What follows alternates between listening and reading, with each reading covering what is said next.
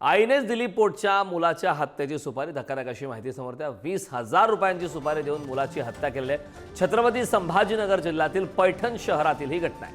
गेल्या अनेक महिन्यांपासून मुलगा आईवर पाशवी अत्याचार करायचा. अत्याचार असह्य झाल्याने आईने मुलाची आता सुपारी देऊन हत्या केल्याची धक्कादायक घटना छत्रपती संभाजीनगरमध्ये घडली. हत्येची सुपारी देणाऱ्या आईसह 3 आरोपींना आता अटक करण्यात आली. या संदर्भात ताजी अपडेट देण्यासाठी आपले प्रतिनिधी सचिन जिने आपल्यासोबत जोडले. सचिन, धक्कादायक अशी घटना आहे. पोटच्या मुलाच्या हत्येची सुपारी आईने दिली. या घटनेची काय सविस्तर माहिती आहे?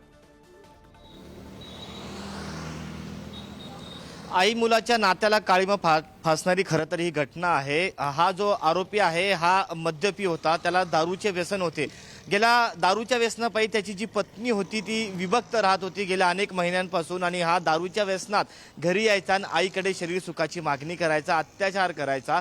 या पाशवी अत्याचाराला कंटाळून असह्य वेदना झाल्याने ही जी महिला होती त्या महिलेने 20,000 रुपयामध्ये सुपारी दिली आणि सुपारीच्या माध्यमातून मुलाचीच हत्या घडून आणली. हा सर्व प्रकार आता पोलिसांनी उघडकीस आणलेला आहे.